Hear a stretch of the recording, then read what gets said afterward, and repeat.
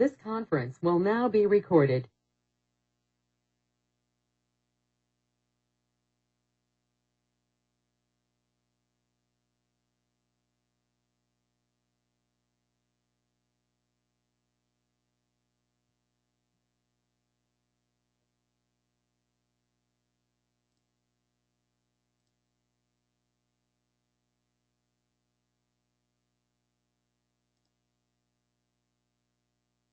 For those that are back, please turn your cameras back on so we can start making sure we get everybody back.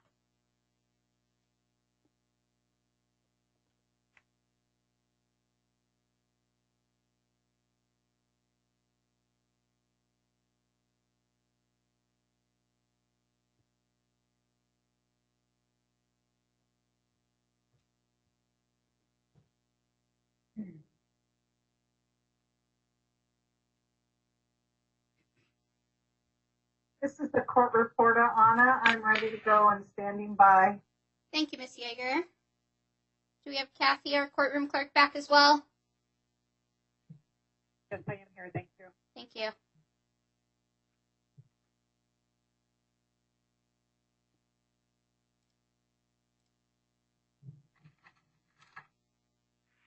And I see we got Mr. Colladin, Mr. Viskovich, and Ms. Becker back for plaintiffs. Let's see. We have both Ms. Krager and Mr. LaRue, right? That's you two sitting next to each other. Sorry, you're kind of far away. That's correct. And Mr. Liddy is no longer with us. Okay, thank you. And then Ms. Gonski and Mr. Arellano. We saw Mr. Herrera here, correct? He was on just phone, right? I believe we do, yes. Okay. And we have Mr. Sneeringer back. There you are, sir. Thank you. So that looks like everybody on my end. You all know anyone's missing? Please let me know. All right, I hear nothing, so I think we are good. I got everybody back that I can tell. So the judge will be back momentarily. FTR is back on and recording. Thank you all.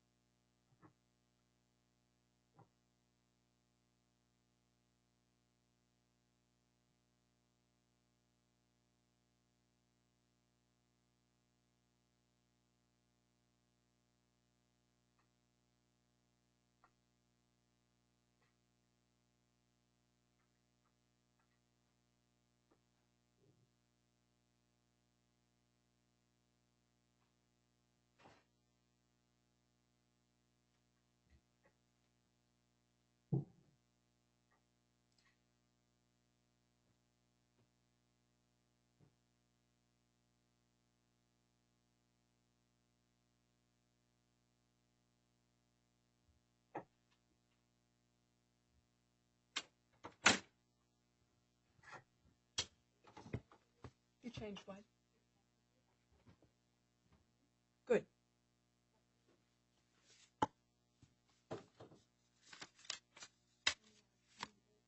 But we've got everybody we need.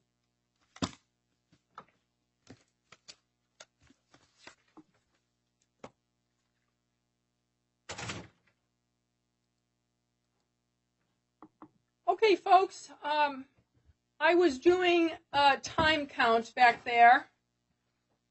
Here's the sobering news. Plaintiffs have used 2 hours and 26 minutes. Defendants have used 1 hour and 32 minutes. So the time allotment for the period we had allotted today was 2.5 hours apiece.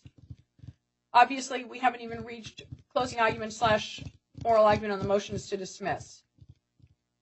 And Mr. Collin, I have no idea how many more witnesses you would intend to put on, or defendants. I know we took Mr. Jarrett out of turn, and he was done early. But then because of the usage of time that was addressed previously when we summarized that, basically the defendants skipped cross-examining some of the witnesses, and the time balance shifted significantly then. But it's already 3:35. Is anybody paying attention to the time? In the sense, I'm not challenging you, but in the sense of, have you given any thought to how we're going to finish this?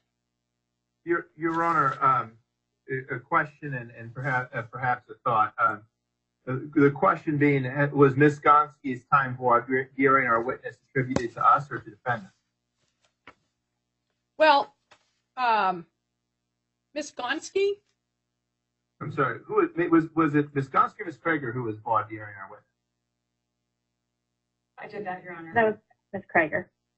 My apologies. That was Ms. Krager, and frankly, she took up much less time with the witness than Ms. Becker did. Most of the time with the witness was Ms. Becker. So, it might make the difference of 5 or 6 minutes. There really wasn't that much from her as opposed to Ms. Becker dealing with the issues. If we're so tight on time, the 5 or 6 minutes might make a difference for closing. We wouldn't necessarily intend to call any other witnesses simply because of the time issue. I mean, otherwise we would. And I also want to put an objection on the record when the court is ready as to this witness. You want to put on an objection to your own witness?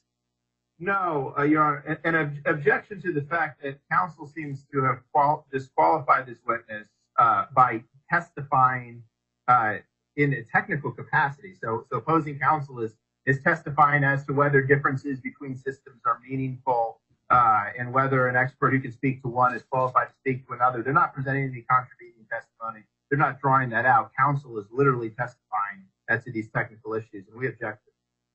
So I was hopeful that that's what Ms.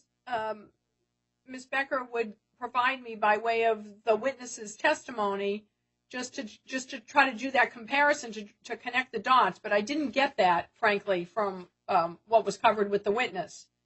And I don't mean specifically on the voir dire that Ms. Krager did, but from what Ms. Becker was offering about the witness. It sounds like at this moment in time, it sounds like we're not talking about the same systems. And it's the plaintiff's witness. It's their burden to offer him in a manner that makes that clear when we've got these issues right from the get-go, which is he hasn't even examined the Maricopa County system. Now, maybe ultimately he would tell us that, but we're at a point right now where you have 4 minutes left for your entire presentation, Mr. Collin. So we need to figure out how that's going to resolve. Your Honor, that's what we suggest. I'm sorry? Written closings. Your Honor, this is an expedited election matter that was brought by the plaintiffs. This was scheduled for today, and we were provided the allotment of time. Defendants have saved time as necessary, and we're ready to move forward to close our case so that the court can issue its decision here. Your Honor, we were interrupted. I had asked Dr. Sneeringer 3 times to explain how he knew the comparisons were the same. And each time there was an objection and an argument when all I wanted to do was ask him, are these the same systems? I'm still willing to do that. I now realize we have a time issue, but it's not because of plaintiff's fault. We have been tracking our time diligently as well, and we keep getting side-laid on these arguments made and objections that should have been made when they first saw the exhibit days ago. When they first saw what exhibit? That he was going to be a witness, or that the report was an exhibit? His report was listed and exchanged, and that this whole thing started because I had offered his report on the Dominion system. He's a voting systems examiner. That's what he does. And so that's how this whole thing started, when we would have done with his testimony by now. Well, that's a little bit glib, because if it's irrelevant, we don't deal with the testimony. The relevance is an initial hurdle that you have to get over, and that was the objection that was raised, is that you're offering someone who's testifying about a system that's different than what the plaintiffs have put at issue in their complaint. Well, and that was what the opinion of counsel. That's not the opinion of the expert. He's ready to tell you that they're the same system. It was counsel's objection that was trying to state that after I had offered his report, that it was different. And that wasn't an objection to the report. That was something that would easily come out in testimony if I had been allowed to ask the question, are these the same? Instead, I was hit with multiple objections. Okay, Ms. Becker, you asked the question that you believe you were attempting to get from the witness previously. You go ahead and ask that question. His testimony about the system in Maricopa County and versus what's in his report are two different analyses that the court would go through. Why are you shaking your head?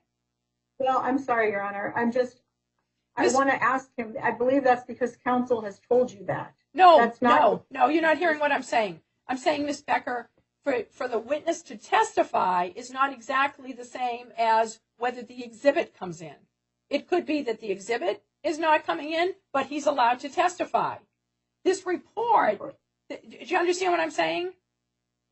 Okay, so you ask the witness now what it is that you want him to advise the court, that you are saying, hey, if it comes from an expert, you'll understand it, as opposed to counsel arguing. Go ahead. Thank you, Your Honor. Dr. Sneeringer, is the Democracy 5.5 and the 5.5B the same system? Yes. It's like two editions of a book. Same words, maybe it's paperback, maybe you have a new introduction and, edit some, make some corrections, things like that. Thank you. So, Ms. Krager, on that basis, do you have any expertise? Do you have any witness that would say that despite the fact that it's got a different number affixed to the end, that it's not exactly as the witness just testified? Well, I believe based on Mr. Sneeringer's Dr. Sneeringer's testimony right now, there are changes. The different numbering indicates there have been modifications and changes to the system. Okay. And if you report, there are several listed with different versions, and presumably those changes and modifications are done for a reason and are significant. So, Ms. Krager, the issue is presumably. I'm not going to presume anything because I don't have any expertise. Maybe you do, but I certainly don't. I'm not being facetious. Maybe you've learned that over time in your job, but I have no way of knowing whether a 5.5A and a 5.5B are similar, different, only different in minor respects. There's no way I would know that without witnesses telling me that. And those would need to be witnesses with knowledge as opposed to lawyers arguing. So, Mr. Ariano, what are you trying to say? Your Honor, respectfully, that's precisely the point we're making with respect to the witness, is that the witness has no basis to know whether the two are the same, because as he's already acknowledged in his testimony, not my comments, but his own testimony, was that he has not tested the 5.5-B system. He has not examined the 5.5-B system. He has never examined any system outside in a jurisdiction outside of Texas, and he certainly has not examined any system in Maricopa County. And so to ask the witness, are the two the same, is circular. The question presumes that he has a basis to know what the two are, what the differences between the two are, when he's never compared one to the other. It's like it's comparing apples and oranges to a person who has never seen an orange before. So, Mr. Ariano, that struck me as well earlier on. That's how I was thinking about it. But Mr. Sneeringer, or Dr. Sneeringer, we didn't even get that far.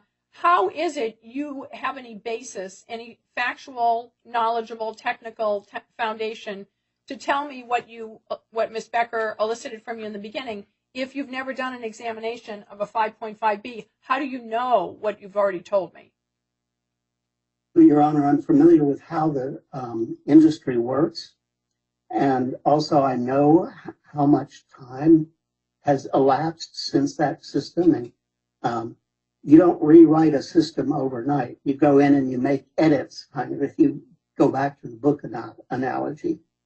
And so it's substantially the same system. But, sir, do you know what edits have been made between the version you're familiar with and the version that was used in Maricopa County that the plaintiffs have their grievances related to?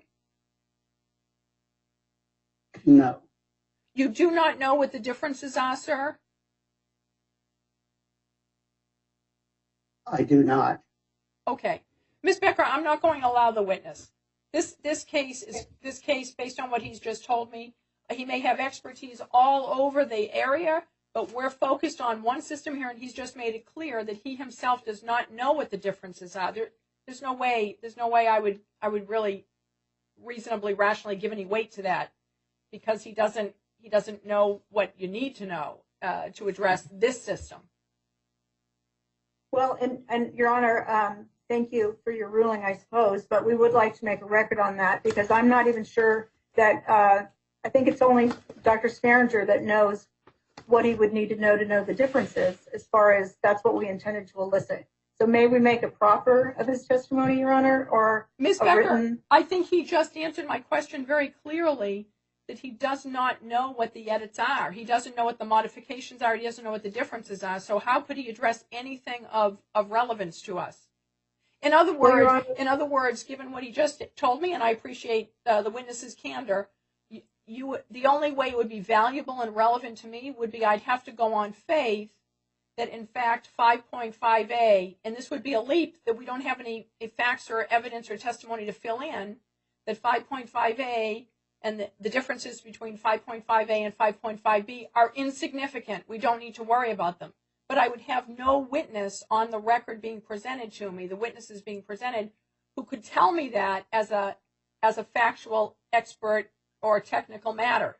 That's the problem. Well, and Your Honor, he was not designated to discuss in detail. Did you lose me? No, I can still hear you. Okay. He was not designated to discuss the Dominion system specifically. He was designated to say that voting systems in general, based on his 20 years of knowledge, are to act a certain way. The fact that he happened to have been examined at the system that was the previous, it's the main force, it's the main brain of the same system, but that part, Your Honor, we wanted to elicit the testimony to explain that if so many ballots are being rejected, that there is a problem. He wasn't going to say what problem, how he knew. I would like the record to reflect, though, we did ask for him to be allowed to physically examine this specific equipment, and it was denied. Okay. So, Ms. Becker, I'm hearing something a little different than I was hearing earlier, because this report is what was put out there, and the report is not as general as what you are now saying he was being offered for. To just say, if there were that many ballots that had problems, that's unusual or that's concerning, or whatever that opinion is going to be. Ms. Krieger, address for me, if you would, the point that Ms. Becker has made a couple of times about plaintiffs asking to examine the system and being denied that request. Thank you, Your Honor. They made that request of us on Wednesday of this week, I believe. At the time when that request was made, we were in the process of the logic and accuracy testing occurring. But also under 16566B, the tabulators have to be sealed post-election at least until the canvass and likely longer than that. So having anyone in working on the tabulators that are used for the election prior to the canvass being completed would be improper. We don't have spare tabulators sitting around that he could have examined. All of the tabulators were used as part of this election cycle. Ms. Krager, what was the 16.5, which 566? 16566B that requires the tabulators to be sealed after the election. And you're saying they need to be sealed from the time the election, from the time the polls closed on election day to when? Well, except for the LNA, just to be clear, there is one that there are tabulators used to perform the logic and accuracy function. They're zeroed out at the time in front of the observers, so they can do that testing. But until the canvass is completed, which means that the Board of Supervisors has accepted the final count, those tabulators cannot be touched because they contain the information, the necessary information relating to the number of votes cast in the election. Did you explain that to Ms. Becker when when plaintiffs asked to have the witness examine them? I'll have Mr. Laurie answer that. Yeah, that. Your Honor, we did not explain the full process. We were in the middle of briefing. Plaintiffs did ask if they could examine, and I responded, I believe, in an email, but it could have been a phone call. I don't remember. I just responded, no, that is not a possibility. I didn't go into full detail and full explanation. They're just simply, everything is rushing and racing, and I didn't take the time. Okay, Ms. Becker, maybe that gives you a little bit more information about the response that you got. So, before we even get back to Dr. Sneringer, we're at 3:51 now. What Ms. Krager what's the state? I'm sorry. What are the defendant's position on how we proceed? Your Honor, we have no additional witnesses to call, and we are ready to move forward with our oral argument on the motion to dismiss and our closing. Okay, Mr. Cullinan. Your Honor, in the interest of time, we would move forward. Our clock has us at 2 hours and 10 minutes with the way Chris Biskovic was keeping our time. So we don't want to burn any more of it and have time to respond to the closing. Okay, so Mr. Cullinan, my count for you, when I think back to the amount of time that went on with your witness, with your expert, I would be willing to take some of the time off of that. That was a back and forth with the other side. So I would go with your 2 hours and 10 minutes. All right. Thank you, Your Honor. But that means at this point, are we done with all the witnesses? And I'm going to hear just argument. Your Honor, may I ask clarification? Because I understand your ruling was that the report could not come in, that Dr. Sneringer was going to discuss when he examined equipment. But can he still offer his opinion as to the general problem of the rejected ballots that has nothing to do with the name brand or the equipment or the reports? Because he is a voting systems examiner. Okay, Ms. Krager. Do that briefly. I hear what you're saying. Ms. Krager, do you have an objection? And Mr. Ariano, do you have an objection to that testimony? Well, Your Honor, again, I think we have to have foundation for what he's basing that opinion on. Let's assume that Ms. Becker can provide that foundation through the witness. If he's got the background, et cetera, that I'm gathering he does, and that's what he's been doing for 20 years or however long the testimony was earlier, do you have any objection to that? As long as we still have an opportunity for closing, that's no objection. Okay. Mr. Ariano? Candidly, Your Honor, it's hard for me to answer that question because the rationale for offering this expert has shifted. Ms. Becker said that he is not being called to testify about Dominion voting systems generally, yet the plaintiff's exhibit and witness list specifically said that Dr. Sneeringer was being called to testify that this particular voting system has previously been found to reject correctly marked ballots. I'm on page 6 of the joint statement.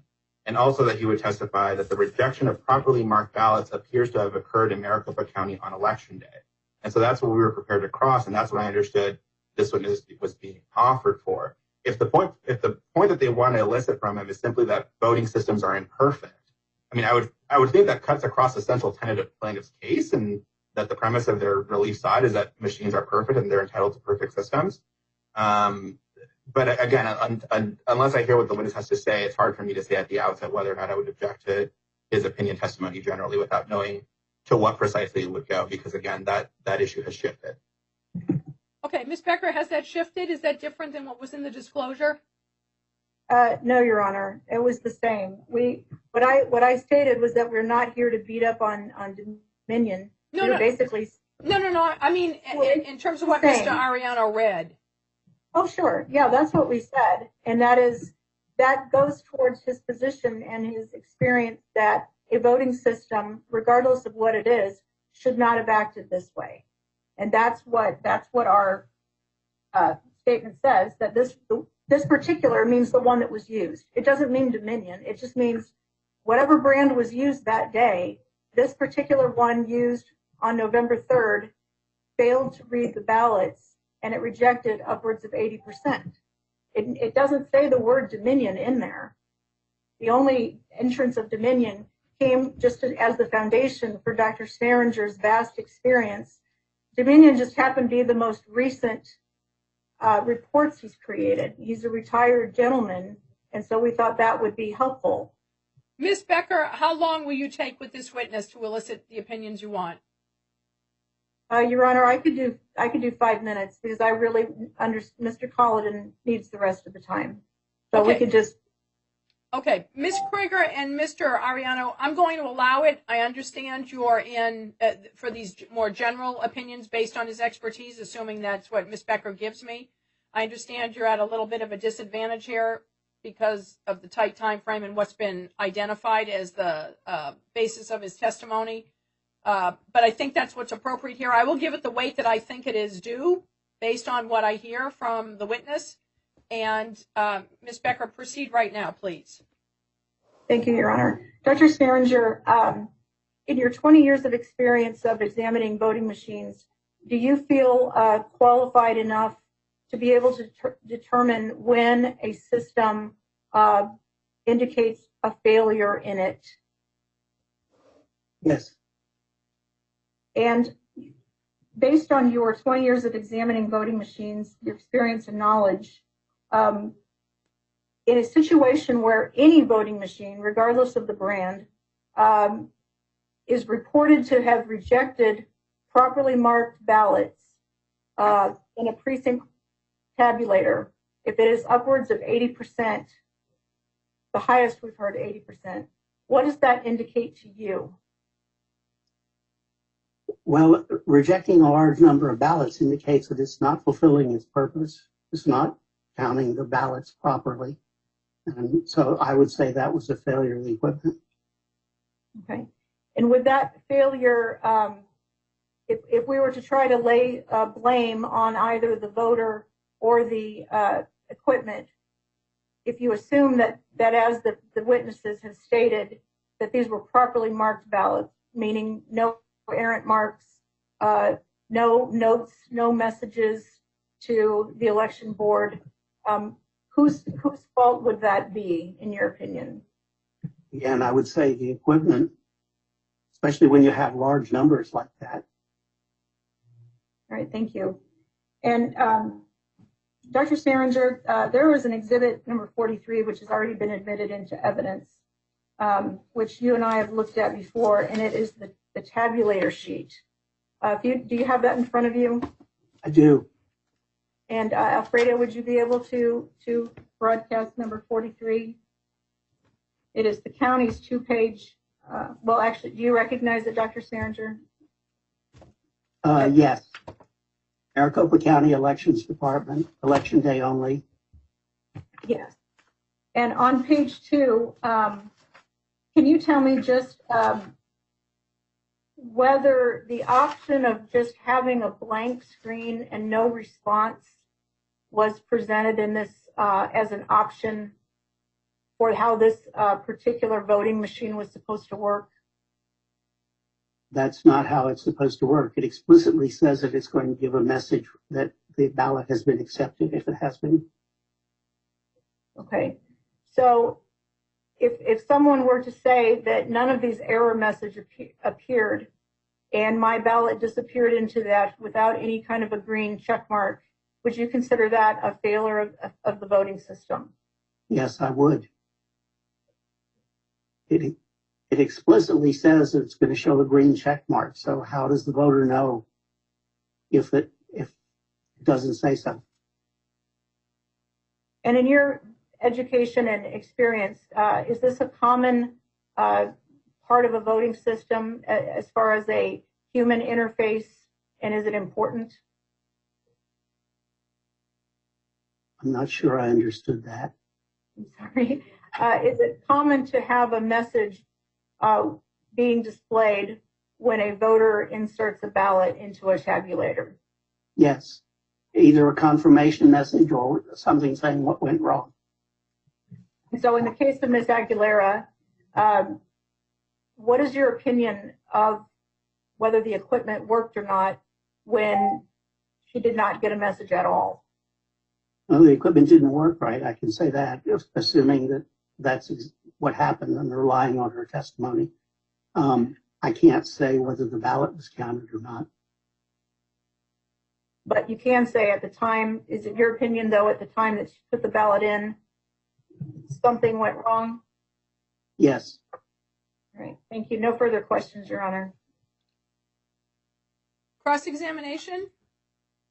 I have no question, Your Honor. You said no questions? That's correct. Okay. No question. Okay, Mr. Ariano? I have a few, Your Honor.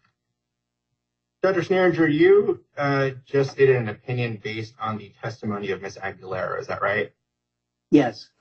Did you have an opportunity to listen to Ms. Aguilera's testimony? No, I was denied that. Okay, so how would you form an opinion based on her testimony if you haven't heard it? Well, my understanding is that she testified that there was no message. Your understanding? What I'm testifying is that it's wrong to have no message. Sure, and I'm just trying to understand the basis on which you draw that conclusion. You said your understanding of what her testimony was. On what basis do you draw that understanding? Well, what I understand is that she said that there was no message. The ballot went in, and the machine did not give a message. Right, and let me be more precise in my question. From what source do you draw that understanding of what her testimony was? From what I've heard just now. Based on what counsel told you? Your Honor, I object. He's answered the question. And had there been more time, we would have gone through all of the materials he had reviewed. Ms. Becker, no speaking objections, please. Just tell me what your objection is. I think what I'm hearing is the witness is saying my knowledge is based on the way the question was phrased. So, Mr. Ariano, I think that answers the question about the source of the information. He's saying it came from the questioner. And that's what I wanted to clarify, Honor. Thank you. Dr. Stanger, I want to go back to what I think has been marked Exhibit 43. Did you testify that it explicitly says, let me clarify. Did you testify that based on Exhibit 43, the tabulator will display a green check mark when a vote is successfully cast? Yes. Okay. But again, you've never examined this particular voting system, is that right? That's right. I'm basing that on what this document says in 2A. I just wanted to clarify that the opinion is based solely on what appears in the document rather than any other opinion or training on your behalf. I've seen similar systems, obviously. Sure. Okay. I'll grant you that. Sure. And I just a couple more quick questions. Dr. Sneringer, how many voting systems have you examined in your career? Would you estimate? I'd say perhaps 60 to 70 examinations of 10 different systems, maybe different. And in the course of those 60 to 70 examinations, have you ever come across a perfect voting system? No, To your knowledge, does a perfect voting system exist? there's nothing perfect in this world, including voting systems. Thank you. That's all I have. Any redirect? Yes, just very briefly. Dr. Sneeringer, I just want to confirm that you did receive materials in the form of the exhibits for this case from counsel. Is that correct? That's correct. And so in addition to the case materials provided you, your testimony, however, and the reason we've reached out to you, or you don't know that, but it is based on your 20 years of experience and education as a data expert as well as a voting system expert. Is that correct? Are you asking me why you did something? I'm sorry, I think I lost it. I was just asking you to confirm that rather than forming your opinion solely on the basis of documents that counsel provided to you, that your actual opinion is based on your experience and education as a voting systems and data expert. Is that correct? Yes, that's correct. No further questions. All right, may this witness be released? Or, Ms. Prager, you said, yes, I'm sorry, we're already past that. May this witness be released? Yes, Your Honor, we have no objection. Mr. Ariana, Your Honor, Objection. All right. Dr. Sneeringer, thank you, sir. You are free to go. Thank you, Your Honor. You're welcome.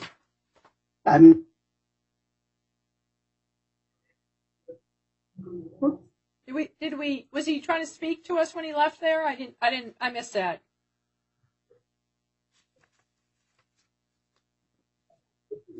Ms. Becker, did he exit okay? Is he gone, or do we still have him? It sounded like he was speaking as he left. I think he's gone, Your Honor. I believe he was just thanking you. Oh, sorry, Dr. Sneeringer, I didn't hear that. So at this point, folks, let's see, that was the plaintiffs.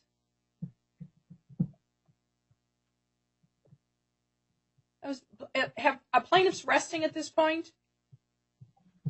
except for argument, Your Honor. Resting in terms of any presentation of evidence? Yes, Your Honor. Okay.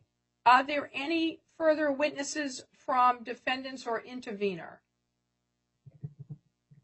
We have no further witnesses, Your Honor. Neither do we. All right. So, folks, what we have left at this point is, I know that the counsel indicated to the court up front that what they would like to do is just sort of combine argument on the two motions to dismiss that the intervener and the county defendants have filed with closing argument based on the evidence that we've now heard here today. So, how are we on the court reporter? Hope, could we stop for a minute and let me check on your survivability out there?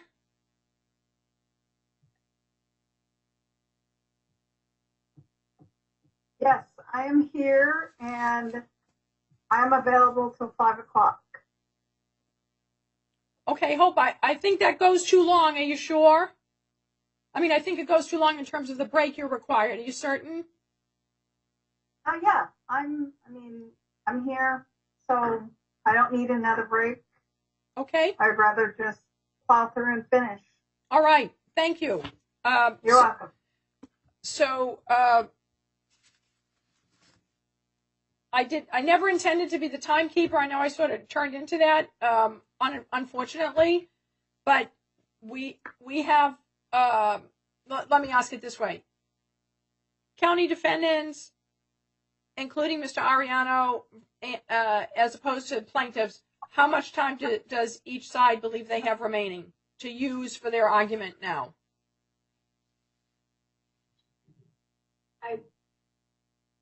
believe we have 30 minutes left. Is that correct? Yeah, we should have, according to my calculations, we have at least 25 minutes. Okay. And Mr. Ariano, that's included with the county defendants, correct?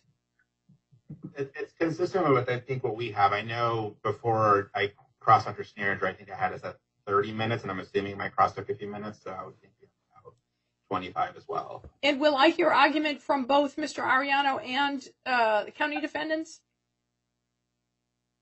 Yes, Your Honor. You'll hear from Ms. Gonski, actually, but yes, you will hear arguments from it. Oh, there's Ms. Gonski. She's looking right at me. But so you folks are going to decide how to divide up that time, correct? That's correct, Your Honor. All right. Mr. Collin, how much time do you have left, sir? 13 and a half minutes, Your Honor. All right. Mr. Collin, you can have 15 minutes, sir, total. Thank you, Your Honor. All right. You can begin, Mr. Collin. Well, Your Honor, a lot of the issues today are issues that are relatively pure of law. I want to start at the end, and then we'll work our way towards our beginning.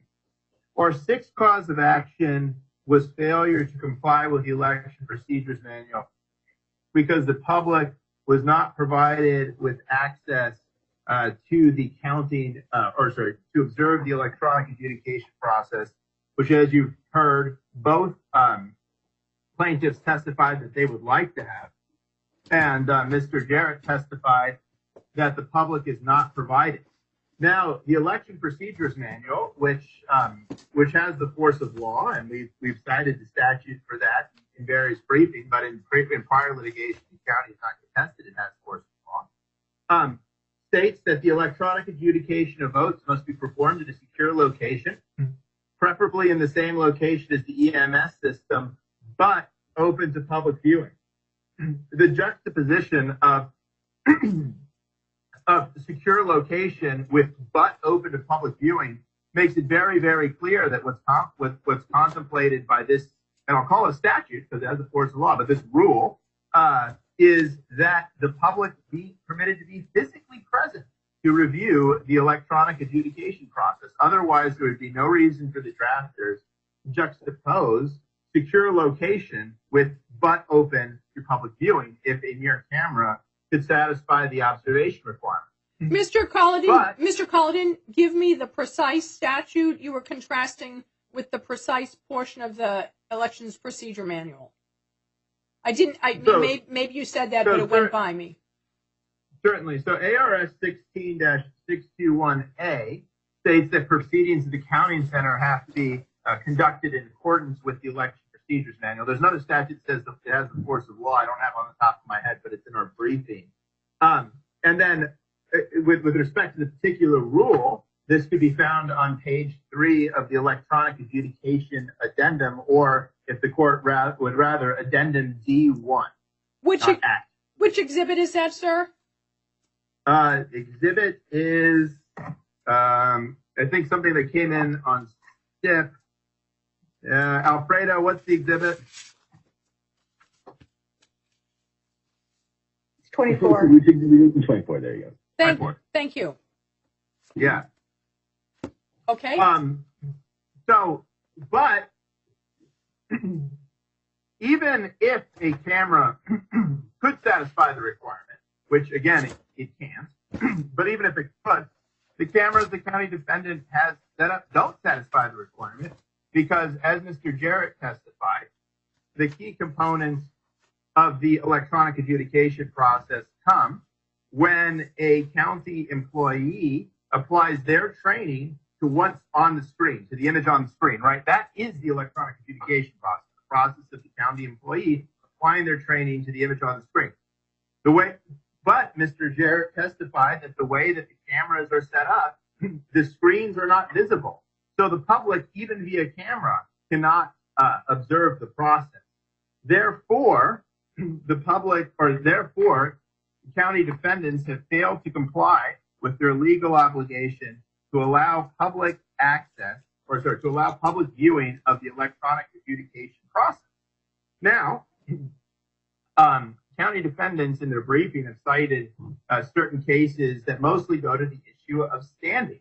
They cited those, and their argument in general, along with interveners, seems to be plaintiffs as members of the public don't have standing to bring a claim like that. Problem is, they cited almost those exact same cases in a recently decided Supreme Court case that was literally decided within the past month. And there the Supreme Court concluded, no, actually individual voters always have standing to bring suit against violations of Arizona election law. And I think it was one of the interveners' briefs where the intervener says, other than these two cases, plaintiffs don't have a leg to stand on with respect to standing, which when you're dealing with a recent Supreme Court case directly on point is kind of like saying, other than that, Ms. Lincoln, how was the play? So there is standing, and purely as a matter of law, based on their own witnesses' testimony, that legal requirement simply hasn't been met. And of course, the recent Supreme Court case, notably here, did deal with violations of the Election Procedures Manual. So we're even talking about something thematically similar, and it sought both declaratory and injunctive relief. So it was similar in terms of the relief sought as well. Mr.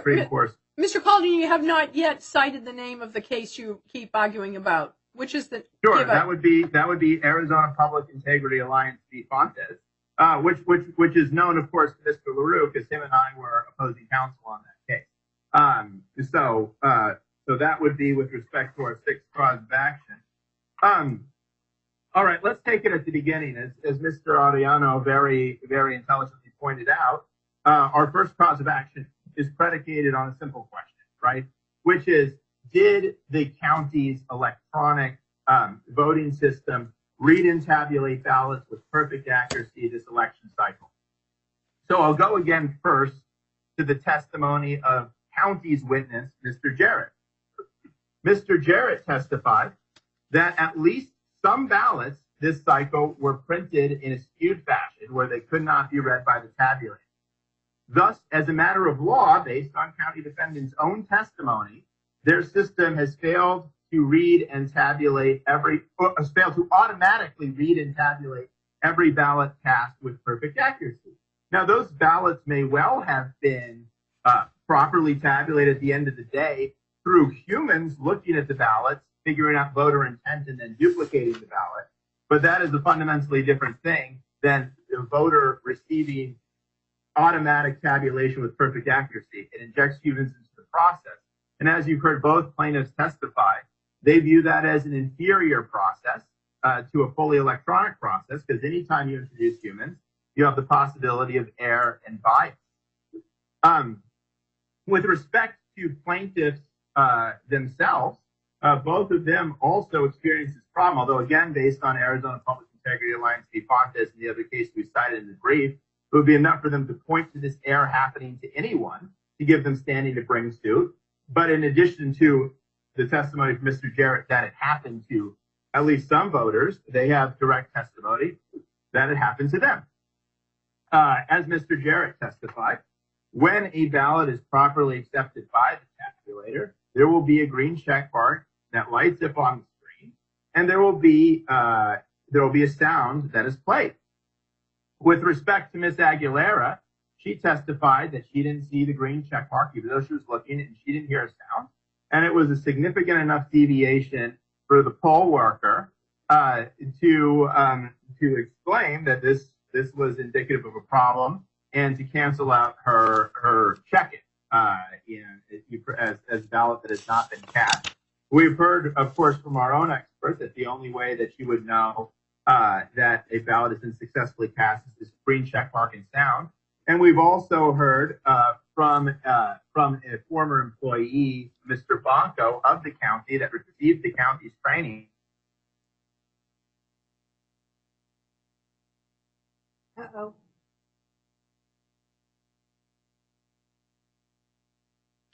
Mr. Calden, I don't know if you can hear us, but you're frozen. That also testified that the only way that you would know that a ballot has been successfully cast is this.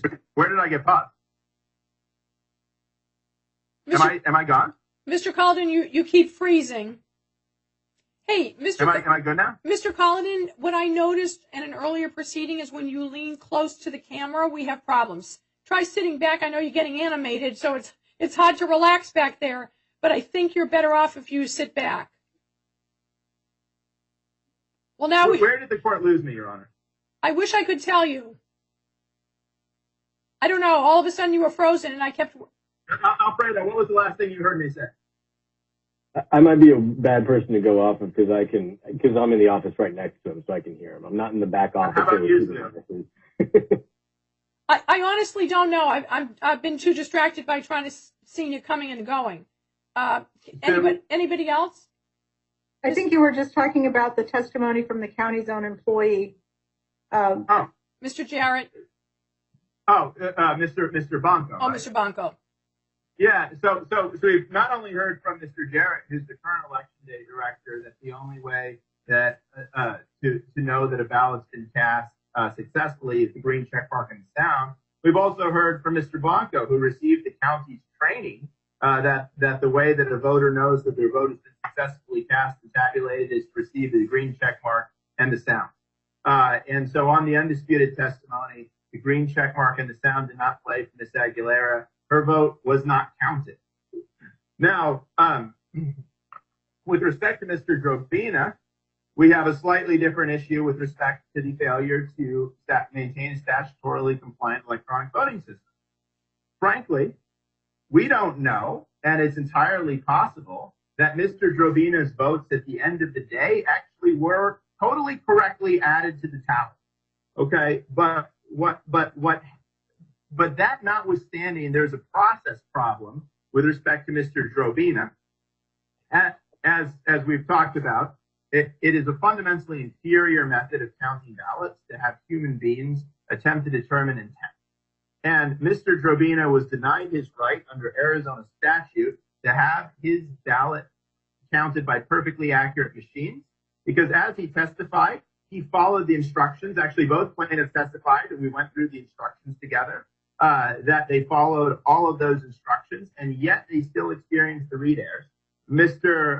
As Mr. Jarrett testified, a ballot that is undamaged and cast according to the instructions should never, ever end up in tray 3, right? Because at that point, the machine has failed to read and tabulated automatically and with perfect accuracy. There's been a failure where there shouldn't have been, which even Mr. Jarrett acknowledged.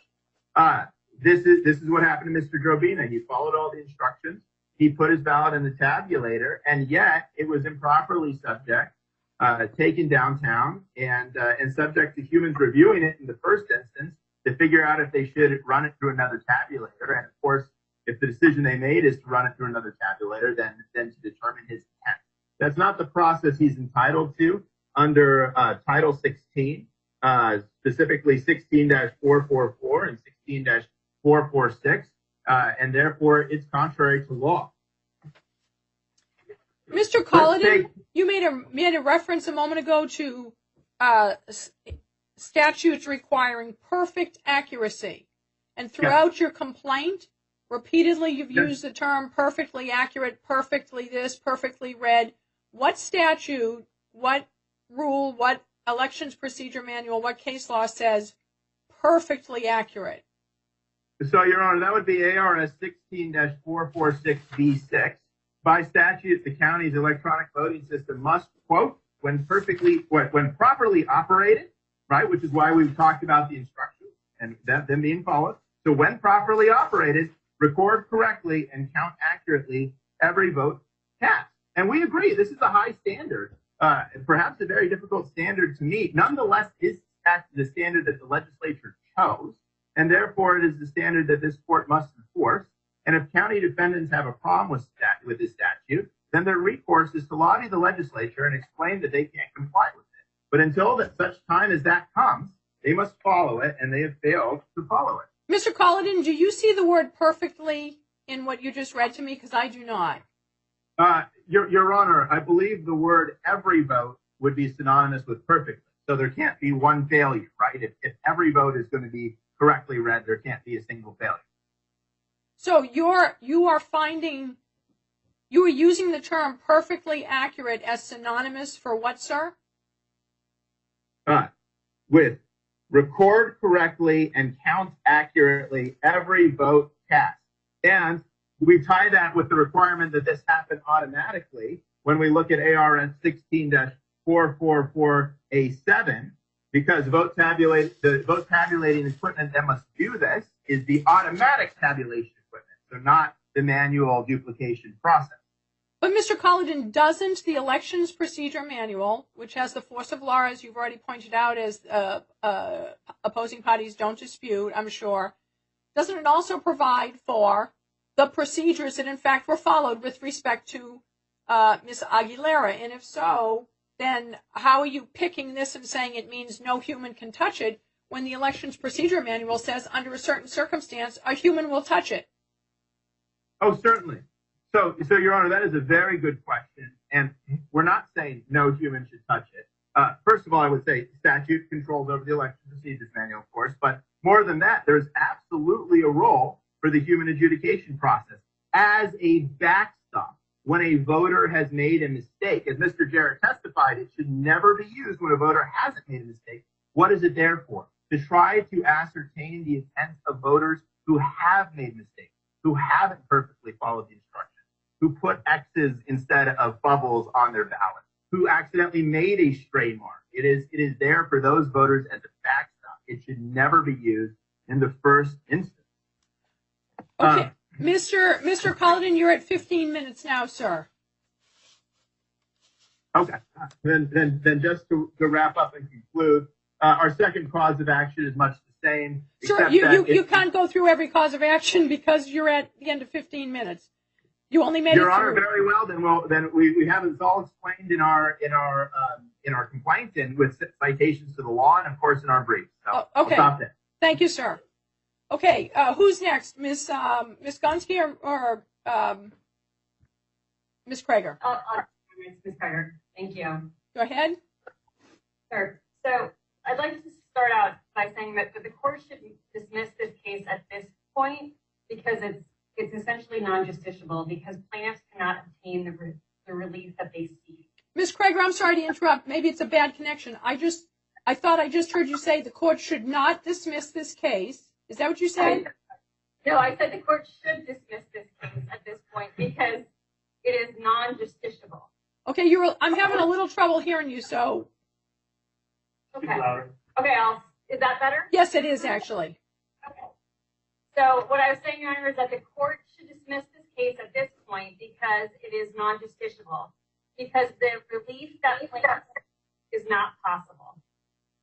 Ms. Aguilera wants to cast another ballot. Mr. Drobina doesn't actually ask for any relief for himself. He just seeks a declaration from the court that Maricopa County violated the law, which it did not. But let's talk about Ms. Aguilera's relief first. She wants to be allowed to cast another ballot. But the election is being canvassed as I am speaking right now, or it may be already canvassed. That was publicly noticed to take place this afternoon, and that is why Scott Jarrett had to testify this morning. To be clear, canvassing the vote is the public proclamation by the Board of Supervisors that the election is final and that the totals have been tabulated. Letting Ms. Aguilera cast another ballot, therefore, would be of no effect. It would be a nullity, and for that reason, this court should not give her that relief. But there's another reason. It would be illegal to cast another ballot for two reasons. First, Ms. Aguilera, as we learned today, cast her ballot, so this would be double voting, which is illegal. But second, the law commands that no ballots whatsoever can be cast after 7 p.m. on election day, unless the voter was standing in line to vote at that time. That is the rule. ARS 16-565A says that the voting locations must be closed at 7 p.m. 15-565D says anyone who is in line at 7 p.m. gets to vote. And 16-566B says that as soon as the last qualified voter votes on election day, the tabulators have to be sealed against any further voting. So Ms. Aguilera cannot now vote. It would be double voting and unlawful. As to the points raised in our motion to dismiss. First, this case is barred by latches. Plaintiff waited 10 days until after the election to file this third lawsuit after voluntarily dismissing their first and then having their second dismissed. Inexplicably, they assert that they dismissed their first lawsuit because large firms had intervened, and then they attempted to intervene in the Trump v. Hobbs lawsuit involving the very same firms. And after their second dismissal, they waited another 4 days to refile for seemingly no reason. While 10 days in the normal litigation context may not seem important, in the election context, it's an eternity. And the case law on this is clear. At this point, all votes have been tabulated, the hand count audit has been completed, and as I said, the canvass is taking place in front of the Board of Supervisors right now. Secondly, the plaintiffs lack standing to bring their generalized grievances in this suit. For instance, there is no harm alleged related to their claim that the county's decision to make electronic adjudication available for public viewing via the internet, or even that there was a violation of the elections procedure manual, which is not. Also, plaintiffs' statutory claims based on Title 16 failed because they did not bring a mandamus action here. The plaintiff's reliance on public integrity is misplaced. In that case, that case was brought as a mandamus action, and the court very clearly made it very clear that when cases are brought as a mandamus, there is a broader standing allowed to the plaintiff. And that is reflected in the mandamus statute found at 12/2021. That gives broad standing to the members of the public, but that doesn't give the plaintiffs here a private right of action. Plaintiffs' constitutional claims likewise fail. Plaintiffs do not allege any state law or even practice by the county. Rather, this case is about, and I quote from the complaint at paragraph 1.1, 2 individuals who experienced difficulties voting on election day. These 2 isolated events, even if true, do not rise to the level of a deprivation of constitutional rights, and there is ample case law addressing this issue. But now I'd like to turn, Your Honor, to what happened here today. When plaintiffs filed this third lawsuit here, and they filed their non-opposition to returning this case to you, Your Honor, at docket 11, they stated that the evidentiary hearing in this case is simple. Plaintiffs will need to prove 2 things: that plaintiff Aguilera's ballot was not counted at all, and that defendants' tabulator machines failed to automatically read and record at least 1 vote, such as either plaintiff Aguilera or plaintiff Jovina's votes, with perfect accuracy. Plaintiff's counsel went on to say that proving that it happened can be expected to be a much simpler fact-finding process than proving how it happened. That's at the non-opposition at page 3, lines 19 through 23. Of note, however, Your Honor, in their complaint at paragraph 3.14, plaintiffs admit, and I quote, "It would be impossible after Election Day to ascertain with any certainty whether a particular Election Day voter's ballot was counted, much less whether all votes contained on any given ballot were tabulated." So that begs the question, what have we been doing here all day? Plaintiffs admit there is no way to ascertain whether a ballot has been counted, and so there's also no way to ascertain whether a ballot has not been counted. And for them to prevail, they have to be able to prove the ballots and votes were not counted. They cannot do that, and they did not do that. And by the way, Your Honor, there is a reason why we can't link a particular voter to a ballot. It's constitutionally prohibited. Article 7, Section 1 of the Arizona Constitution protects the right to a secret ballot. Now, setting aside that the relief requested is impossible and the claims can't be proven, let's talk about the facts and the lack of facts that you heard here today. Certainly, you heard a lot of rhetoric and speculation, but what you did not hear is a single piece of evidence to support plaintiffs' claims that their votes weren't counted or properly counted. From Mr. Jarrett, you learned how the tabulation equipment works, the layers of testing, certification, and safeguards put in place to ensure votes are accurately counted. All of the efforts that went into training the hundreds of poll workers that worked prior to and on Election Day. You also learned all the steps that were taken because of COVID-19 to ensure the health and safety of the poll workers and the public. You learned that public viewing of the tabulation was available on the internet to ensure the county met its requirements under statute, but also kept its workers and the members of the political party safe. Plaintiff's assertion that the statute requires that the tabulation room be open to the public has no basis. The statute just says it must be available for public viewing, and the cameras meet that requirement. You also heard that the pre- and post-election logic and accuracy testing and hand count audit was observed by bipartisan observers, and the hand count audit was 100% accurate, and the equipment was certified. But again, what you did not hear was a single fact to support plaintiff's assertion that their votes weren't counted. From Mr. Davina, you learned that the system and training worked. When his ballot could not be read by the tabulator, it was placed in the third door so that it could ultimately be counted either at the site later in the evening or at central counting. And there is absolutely no evidence to the contrary. From Ms. Aguilera, you learned that her ballot was inserted into the tabulator and was not returned. And you heard from Mr. Jarrett tell us that that means her vote was counted. Now, you did hear Ms. Aguilera testify that she did not see or hear the ding, or see the check mark, or hear the ding. But you also heard her testify that she was there very early in the morning, there were numerous voters, and there were two tabulators running at the same time. While we take Ms. Aguilera's assertions at face value, it's very possible she was mistaken. But also perhaps taking her claims at face value, a poll worker made a mistake when they spoiled her ballot on the site book, when her ballot had already been tabulated by the tabulator. And maybe when the other poll worker realized what had occurred and informed them that she could not be provided a second ballot that would enable her to vote twice, that spoiled ballot on the site book should have been changed. Perhaps that's what happened. And in that case, the recorder's website would have reflected she had voted. We can acknowledge that perhaps a mistake was made. But the mistake that was not made was letting Ms. Aguilera vote twice. Again, taking all of the plaintiff's testimony at face value, what we learned is that the training and processes worked. Ms. Aguilera was not allowed to vote twice, and Mr. Jovina was able to place his ballot into door 3 so it could be counted, even though the tabulator at the voting location wasn't able to accept it at the time. Elections are not perfect, Your Honor.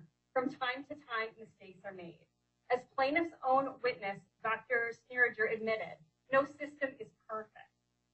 And I'd like to point out also that we heard from 3 voters today. 2 had ballots accepted by the tabulator. We heard from 3 witnesses, 3 voters. 2 had ballots accepted by the tabulator, and 1 was not and went into the third drawer. You also heard a poll worker state that as he was busy helping voters, checking people in, helping them put their early ballots into the ballot box, that in his opinion, what he observed was maybe 80% of voters having trouble at that location that day. There is no evidence to support the assertion that 80% of ballots were rejected on election day, which was the question that was posed by plaintiff's counsel to their expert, to Mr. Sneeringer, Dr. Sneeringer, who then provided his opinion that meant that there was a significant problem. That 80% figure is not based on any of the evidence that was presented today. And as a final point, all ballots in Maricopa County are counted by machines. And adjudication and duplication takes place as is required by law. 1621A provides for duplication, and 1621B provides for electronic adjudication. So if the plaintiffs have an issue with electronic adjudication and duplication taking place, then their beef is with the legislature, not with Maricopa County. At the end of the day, Your Honor, plaintiffs' allegations that they were disenfranchised is absolutely meritless, and this court should not grant any of the relief that they have requested. Okay, thank you, Ms. Krager. Ms. Gonski? Thank you, Your Honor. I won't repeat points that have already been made by the county, but a few points I think are worth highlighting here. Just at a high level, I think a cursory check of the statutes and the citations in the complaint establishes that there is no legal basis to these claims. The citations that they are citing do not actually say what they need them to say in order to get the relief that they're seeking here. The disjointed presentation of evidence that we've seen today also underscores the many independent reasons this case lacks any sort of factual foundation and should be dismissed for this reason as well. Just as one example, plaintiffs starting the day claiming a right to have their ballots adjudicated by perfect machines and only tabulated by those machines, but they ended the day with a witness who testified that all voting machines are imperfect and infallible. Even under the case that we've heard today, it is unclear how any voting system would meet their standards for being perfect and infallible, and that's out of the mouth of their own witness.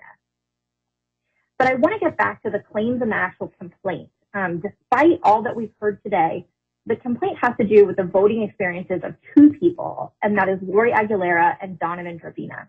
And at the end of the day, is what matters is these two plaintiffs and their alleged injuries and their ability to seek legal redress here in this lawsuit that would make their injuries better. And in the complaint, both Ms. Aguilera and Mr. Dravina make clear that they want this court to order two specific things to happen. Aside from the declaratory relief, which we've already spoken about, there are two requests for injunctive relief in the complaint. First is that plaintiff Laurie Aguilera wants to cast a new ballot. She wants another bite at the apple. Second, both she and plaintiff Dravina want to be physically present when ballots are being tabulated. They want to be able to be in that room. And so that's it. At the end of the day, the plaintiffs can talk all they want about fraud and Sharpies and tabulation machine errors being imperfect or frustrations with poll workers or training. But I want to look at this case through the prism of the things that they are actually asking for the court to do on the strength of this evidence and these legal theories. So first, I just want to take the new ballot remedy. So they want this court to order Maricopa County to let Ms. Aguilera cast a different ballot. There are a few problems with that. I won't rehash over what the county just said, but there are, of course, multiple legal problems with allowing a voter post hoc to cast a new ballot. Moreover, even if they're right that all voters in Arizona must have ballots tabulated by machine, and I noticed that plaintiffs don't actually cite anything. They don't offer any authority that supports their idea that the remedy for that would be that a voter gets to take a new crack at it if they felt like their ballot wasn't actually adjudicated by that machine. So I went and I looked too, but I couldn't find any case or any statute or any constitutional provision anywhere that says that a voter that has trouble voting on election day can just cast a new ballot after the election. So even putting aside all the things we've heard from the county and the things in our briefs about how there's no private right of action here or standing or procedure, putting aside all of that, if we just return to the remedy that they're seeking, nothing that they cite supports the proposition that a voter who struggled on election day gets to cast a new vote, and that the whole state needs to hold up certification of election results until that new vote is counted. I found nothing. Second, there's a really big threshold problem here on the facts, and that's that all the available facts that we've heard today point to the idea that on election day, Ms. Aguilera's ballot was both cast and counted. I won't re-walk through the evidence, but I think Mr. Jarrett's testimony established that. I think Exhibit 44, which was the video of the way the tabulation machine worked, helped us understood that. I also think that Ms. Aguilera herself, when asked if she voted on election day, said, quote, yes. You heard her state that her ballot had issues the first time going through the tabulator, but that it actually went through on a subsequent try. And you heard her say that a poll worker told her, quote, your ballot will be counted tonight. The only evidence that they offer to counter that is a screenshot from the plaintiff's phone that was taken over a week ago that shows a blank on a website for her ballot status. I don't know what the explanation is for that, but plaintiff hasn't offered any answers either, and that alone can't rebalance the weight on the other side of the equation that we see with all of the things that we've seen today, leading to the conclusion that her ballot was cast and counted on election day. It is plaintiff's burden to show that Ms. Aguilera was actually injured and is entitled to relief. And the weight of the evidence, including her own testimony, points strongly towards that conclusion that she has no injury because she was actually able to cast her ballot on election day. I want to look secondly at that second claim for injunctive relief, which is the observation right. So the complaint says that the legal basis for this claim is that the election procedures manual says that addendum D1 at page 3 says that the electronic adjudication of votes, quote, must be performed in a secure location, preferably in the same location as the EMS system, but open to public viewing. But the election procedures manual also says on page 196 that that's accomplished through live video recording. And it lays out a whole process for that. And even it mentions where specifically the hyperlinks are posted. ARS 16621C has more information about the posting and availability of those camera links.